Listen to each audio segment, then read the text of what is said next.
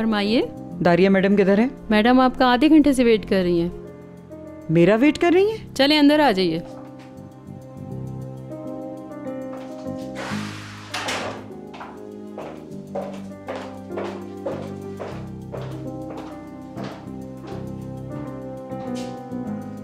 तुम्हारा इंतजार खत्म।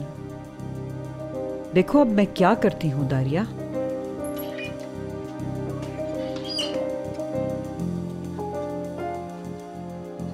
इतनी देर से क्यों आई हो? हाँ, थक गई हूँ तुम्हारे इंतजार में लेटे लेटे।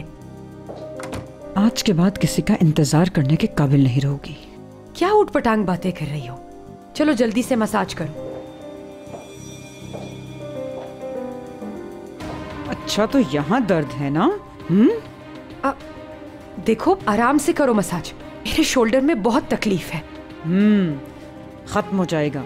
पहले तुम मेरे सवालों का जवाब दो। वो झूठी खबर अखबार में तुमने छपवाई है ना? तुमने छपवाई है ना? मैं कहती हूँ हट जाओ। मेरे ही घर में घुसकर मुझे धमकी दे रही हो तुम। खामोश हो जाओ, बिल्कुल बंद करो आवाज।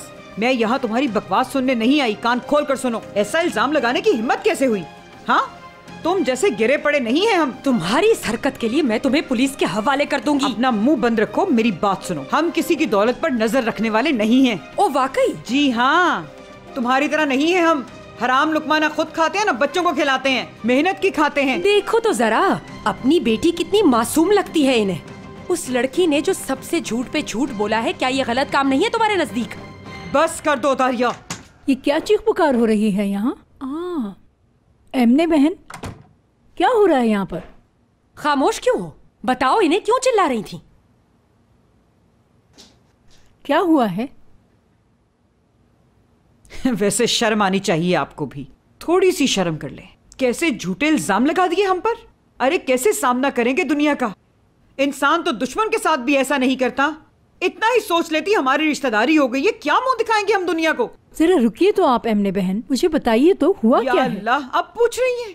सब कुछ तबाह हो गया, हर जगह जिल्लत हो गई। अब क्या सुनाऊं और क्या बताऊं आपको? बताइए। देखिए परेशान मत होइए, मैं मुराद से कहूंगी वो कोई हल निकाल लेगा। वो क्या हल निकालेगा? अब तो जो होना था हो गया आजमी साहिबा। बदनामी हो गई है हमारी। आराम से बहन, आराम से।